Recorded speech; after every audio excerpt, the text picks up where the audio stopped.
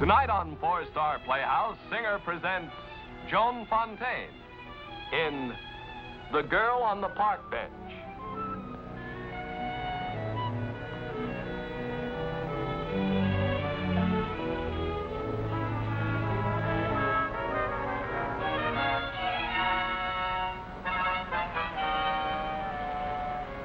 Now, as you all know, the notice of our rent increase came in the mail exactly one day after the mayor of our city relaxed the rent control. I decided not to waste any time, so I lodged an immediate protest with the manager of our building here, and he agreed to contact the owner.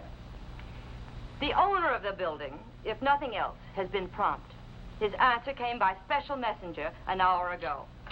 Pay or get out. Pay or get out. Well, at least it's to the point. It doesn't leave much room for misinterpretation. I'm not surprised at all. Madeline. Well, you showed it to me before the meeting. Well, Why don't we pay up or get out? not on your life. In the first place, this whole maneuver of the mayor's in getting off the rent controls is just a payoff for some of his political debts.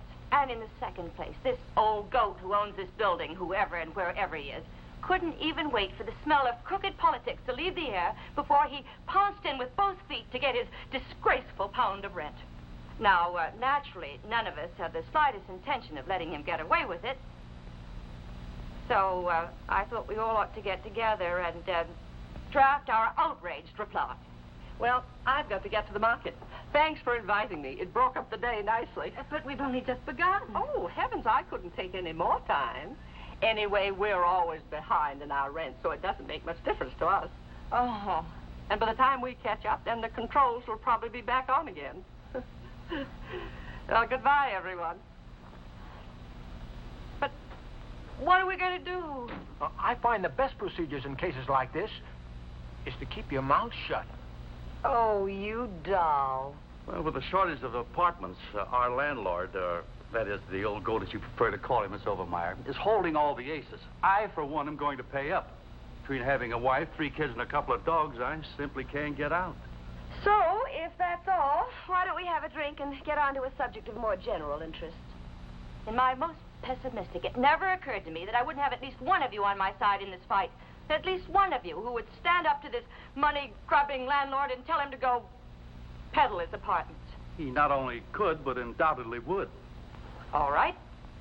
The fact that I'm alone in this doesn't alter things in the slightest. This rent increase is unbearable, intolerable, and completely un-American. Expensive, too. I am going to this mayor personally. I am going to beard him in his vote-buying den, and I am going to tell him how crooked his administration is. 5 will get you 1,500. He can tell you how crooked it is, down to the last nickel. And then I shall give my answer to this miserable landlord of ours, and I shall tell this blood-sucking old goat that I shall neither pay nor get. I am off to see the mayor.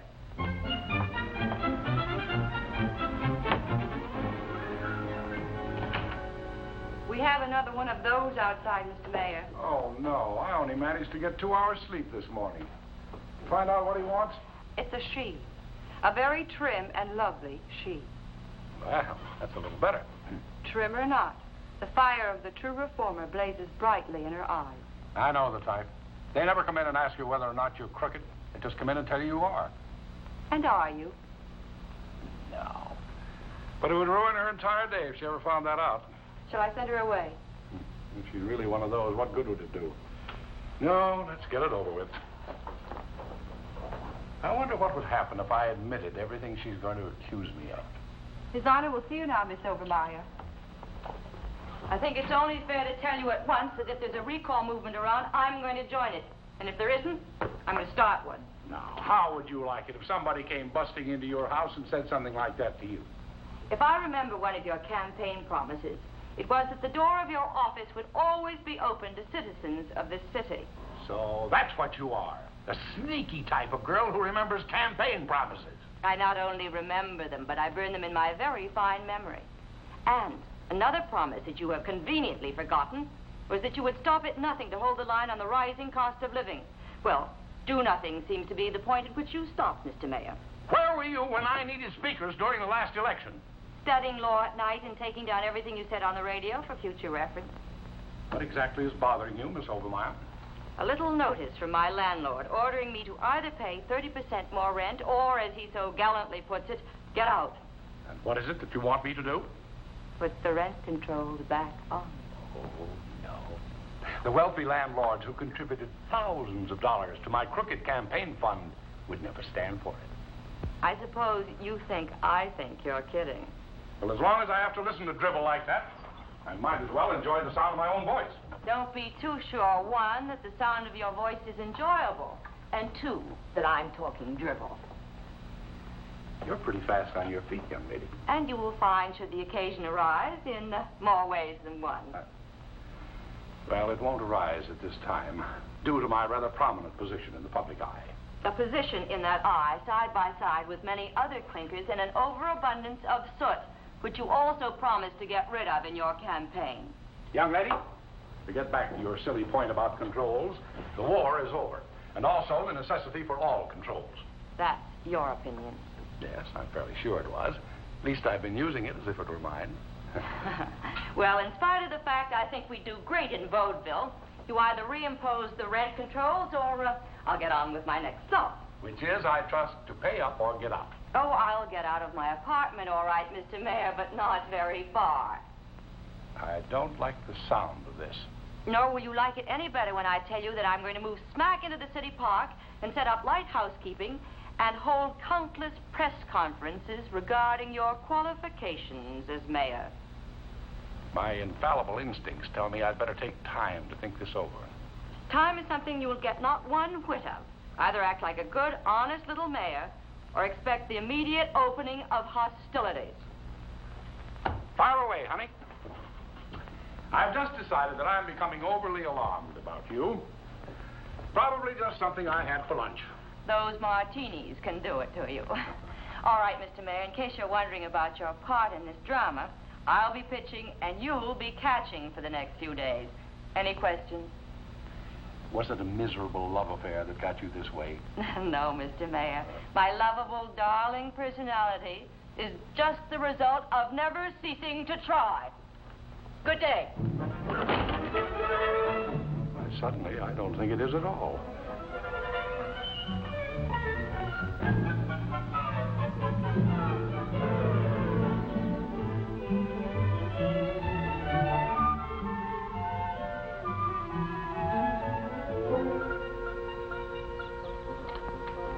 Got a light? Well, boys, you just ask the questions, and then I'll make a statement to cover anything you may have missed. Well, do you figure this little stunt of yours will eventually lead to the White House? Young man, if you pardon me for stretching that point, I don't think it's too improbable that the president might want to decorate me if I help clean up this political fever spot. What do you think you're going to accomplish by living here in the park? Well, I have a few things to say about the city administration, and if I say them from here, they'll get in the paper. You see, I happen to photograph fairly well against an outdoor setting. Do you think you qualify as an expert on city government just because somebody raised your rent? I would be glad to prove my qualifications by debating you on any phase of government you name. Not me, lady. I'm just an uninformed sports writer who happened to be in the city room when they were looking around for a patsy to send down here. Would you rather discuss batting averages? Ted Williams? 414 as of yesterday. Anything else? What's your position on dinner dates? Oh, I think they're a lot cheaper than eating alone. Oh, how about tonight? It's all right with me, honey, if you think you can afford both your wife and me on your shaky salary. Is it that obvious? You have all the tattered, beaten qualities of a happily married man. Well, how about me? I'm single. And it's not hard to figure out why. Ooh, that was a low blow. Well, you may be all right at that, honey. For a fairly intelligent-looking man, it took you long enough to arrive at that. You really intend to sleep in the park? Well, I had intended to sleep here, but that look in your eye unsettles me a little. What does your wife think about that look in your eye? It's been a long, long time since she's seen it, honey. Well, boys, I'd like to spar with you all day, but I also like to hit the early edition, so sharpen up your ballpoint pens, and if you have any questions, just speak up. Yes, sir. Have you located the city attorney? He just came through the door. I'll What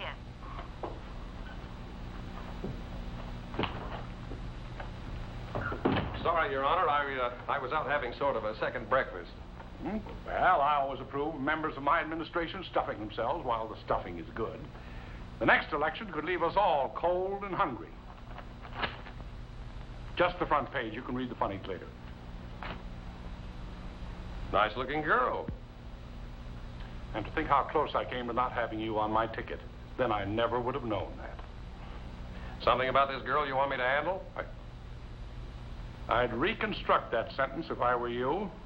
And yes, there is. That girl's making a fool of me. And I left myself wide open for that on purpose. Just to see if you dare to try and be funny. Now you can speak. All right. What is it you want me to do? Get her out of that park before she ruins us. She's saying things that are not only libelous, but very possibly true. Wasn't that a job for the police department? I don't think it's a good idea to bombard the police with straight facts about the government. It might start them wondering. All right, I'll go down and have a talk with her. That remark stamps you as the most over-optimistic idiot in city government today. You'll never get a word in. We'll see about that. There's something about a smug lawyer going into battle that always brings out my sympathies for the other side. I'll handle it, Your Honor. Either that or you'll move your law diploma over to the opposing party's headquarters. Report your progress if you notice any.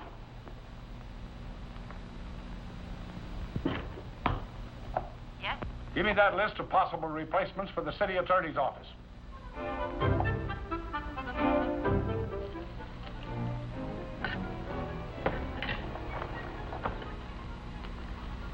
If you've come about the census, there's only me. Miss Overmeyer, may I say that the sight of you cooking eggs in the fresh morning air rivals any of the pitiful attempts ever made by the great masters? Another one of those. No, Miss Overmeyer, not another one of those, but a man who, having set eyes on you but once, feels that his eyes are a traitor to the cause for never having set on you sooner. Of all the contrived guff. I see you're not used to the old-fashioned approach, Miss Overmeyer. There's a wide difference between old-fashioned and corny. Are you doing all this to show off for the newspapers, or would you cook like this after you're married? What I will or won't do after my marriage may be of concern to an outsider, but will only be known to my husband. Oh, fortunate fellow. You happen to be saying a mouthful. That well-rehearsed pose of yours with your foot on the bench and every hair in place suggests that you had some reason for coming here. An unhappy reason, alas. What's unhappy about it? Well, I happen to represent the powers that be. And it's my sad duty to pass the word on to you that either you give up camping in this park or you'll be descended upon like a ton of bricks. By what? The full force of a wrathful society. As the attorney for the city and all of its parks, I'm going to give it to you straight. Pack up or get acquainted with our penal system. You don't look like my idea of a city attorney. Well, legally, I'll do until your conception comes along. Why don't you get your things together, Miss Overmeyer, and we can move you into a nice exorbitantly priced apartment, and you can cook me sort of a housewarming dinner. With an approach like that, you can only be unmarried. A point, I'm sure, that's had you barbecuing on a spit of uncertainty. Relax. I am. No, Mr. Williams, that question has hardly been ripping me into frantic shreds. Oh, you know my name. I have it down in my book for possible impeachment. Go back to that laugh-a-minute mayor of ours and tell him that bribes are cheap. I like it here in this park, and I always stay anywhere I like. Well, I'll run and do just that. Then I'll try and talk him out of the order heel issue, which will probably keep you out of this type of fresh air for about 6 months. What will be the charge? Vagrancy or anything else unpleasant he might think of? That type of thinking won't tax him at all. Goodbye, Mr. Williams. I'm sorry to tear you away from your graft. Well, that's quite all right, Miss Overmeyer. I never graft on Thursdays anyway. You're sure you want to go to jail? The possibility of that is so remote that it's funny. All right. We'll continue our little conversation in any remote, funny jail of your own choice. Just try it, Mr. Williams. Just pull your inadequate courage together and try it. You are aware, of course, of the full implications of false arrest. Only too well. The questions to that almost flunked me out of law school twice. And not only those simple questions, I'm sure. When's my trial? Tomorrow? Unless you'd like to throw yourself on my mercy and walk out of this cold cell into a nice warm nightclub. The cell for the juvenile delinquent girls is over there. They might find you attractive, but I'll lay long odds on that. Will I have to report back to the mayor that you still remain unmoved and unappreciative of his warm and generous offer of leniency? Advise your mayor that he better not get too settled in that office of his, because moving day is closer than he thinks. Trudy, this is a terrible way to start a marriage. I thought from that defeated look you've been wearing lately that you've been probably regarding me in that light. Well? George, believe me, you wouldn't want me around for a lifetime reminding you of the terrible beating you're going to get in court tomorrow. Well, if that's And all... believe me, George, I wouldn't want you around with your ears all pinned back the way they're going to be. There's something about your attitude indicates you've underestimated the situation, and we're probably on our way out. Or more horribly, in. What's there to underestimate about a simple case of vagrancy? The girl's obviously going to court armed with nothing but her good looks, which would have been plenty if she hadn't gotten old Bad Eyes Johnson as her judge. But just in the event that you haven't prepared your case sufficiently, or that for some reason old Bad Eyes Johnson should become old Good Eyes Johnson, I want to paint a bleak picture of your political future in this state. That girl has hit me where it hurts, right in the newspapers. Either I get her today in court, or she's liable to emerge from this thing big enough to throw a large and complete book at us. Sight of you wallowing in self-confidence has a tendency to make me believe all of the wretched things I've read about my official family. Will you be in court? There. And drawing a careful bead on the soft, unprotected part of your political back.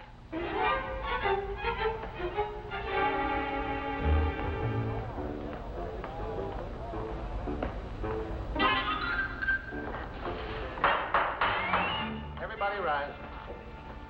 This court is now in session. The Honorable Judge B.E. Johnson presiding. Be seated.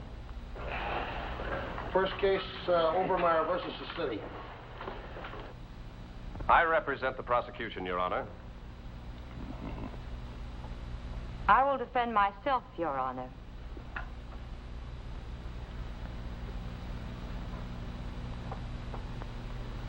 It never occurred to you that old Bad Eyes would grow glasses at the sound of that girlish voice, did it? Well, this seems to be a relatively simple case, and certainly one not calling for any dazzling, legalistic displays. Now, charge of vagrancy. What does the defendant plead? Not guilty, Your Honor. Not only not guilty, Your Honor, but the victim of a cruel and deliberate persecution by a crooked political machine. Oh, dear. Hasn't the prosecution got something to say in defense of the crooked political party? Your Honor, I have a feeling that the defendant, finding herself with only a stunning but not a very legal leg to stand on, will do everything but call in the United Nations to spare herself this rap. Your Honor, my opponent, a disarming but boppish young man, had better stick to his badly prepared case rather than try to trade quips with me. I'm afraid I'd murder him in that as well as every other department. I'll spare the defense the necessity of proving that, as I'd like to get out to the ball game. A pastime which would be more entertaining than what's about to happen to him here. If either of you feel that I'm in the way, I hope you won't be shy about telling me. And I'd like to remind the playful pair that contempt, when handled by a competent and irritated judge, can be most highly unamusing. Now, let's get on with this little farce. On what do you base your defense? Is Your Honor conversant with Section 647 of the Penal Code? I probably am, but I wouldn't care to be called upon to recite it word for word at this particular moment. Well, then let me refresh Your Honor's memory. Vagrants, define, penalty. 1, every person, parenthesis, except an American Indian, parenthesis. Yes, young lady, go on. The defense rests. And on what does the defense rest, if I may not be misunderstood by putting it that way? On the specific exclusion of an American Indian from the vagrancy law. And how does that apply to the defendant? She doesn't appear to be an Indian? Then His Honor should brush up on his Indian law, because I happen to have more than enough Indian blood to qualify under this code. I object, Your Honor. Well, I wondered what happened to you. What do you base your objection on? Subterfuge, obscure tactics? Insufficient preparation. Silence! Does the defendant have valid proof of her claim? Bailiff, examine the documents. It's ridiculous of the bench to think of allowing such a ridiculous claim. The bench will decide whether the bench is ridiculous or not. And it is decided that it doesn't think it is. This state holds no future for you, George. That is, no future except one filled with poverty and disgrace. Leave the country, change your name. Even the opposition wouldn't have you now. This seems to be in order, Your Honor.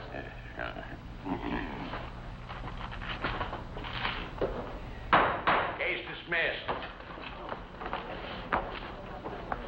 Well, Mr. Mayor, that was round one. Look forward to the next 9 with horror. Gentlemen, what can I say? Free drinks for everyone at the nearest pub. I could use a drink. And I'm sure the gentlemen of the press will be more sympathetic to what I have to say while half loaded. You're really a terrible girl. Only in politics. You'd find me great fun on a beach party.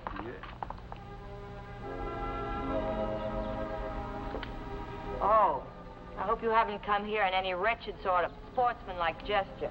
Where else can I go with my ears pinned back like this? Back to law school? George, what happened between you and the mayor? Well, he tied a can to my political ambitions and brushed me off with a look of sheer hatred. George, what are your political ambitions? Well, eventually, state's attorney, but, George, the mayor will be most horrified to learn that I happen to look upon you most favorably as possible husband material. How can you make something so wonderful sound like a court decision? I'm holding you off because there's something that has to be done before we get on to this other thing you're thinking about. George, you march right into the mayor's office and you tell him about us, and then tell him, since I have the happy prospect of being married in the near future, that I may want more park space from now on. As a matter of fact, you go get him and I'll tell him. You just shut your sweet little political mouth. Should I plan on your hacking around in my life for any considerable period of time? For your sake, I hope not. What do you want to marry him for, anyhow? I think you're a little too old to be explaining that to. Would you still be interested in him if I told you that he was the owner of your apartment house? That he was the blood-sucking old goat you've been yelling around about? I've known that for 2 days. Isn't it fortunate that I happen to be in love with a man of property? You knew? And I want to go on record that I am not joining the opposition. I have only your word for it that you're fun on a beach picnic. You're murder every place else, I know that. I take that as you meant it as a compliment. Now, when are you getting out of my park? Only when you realize what a sterling, talented man George is and reinstate him, with, of course, your promise that you will keep your eye on him in the future for possible advancements. I'm forced to back down in the face of your foul tactics. Thank you. And now you will take us down to your office, issue a special license, and marry us. I get all the good jobs, don't I? I agree to this only if you'll promise never to invite me to your home for dinner. Oh, nonsense. I've got great plans for the 3 of us. I'm going to make a governor out of you and a state's attorney out of George. Come along, George. Don't keep the governor waiting.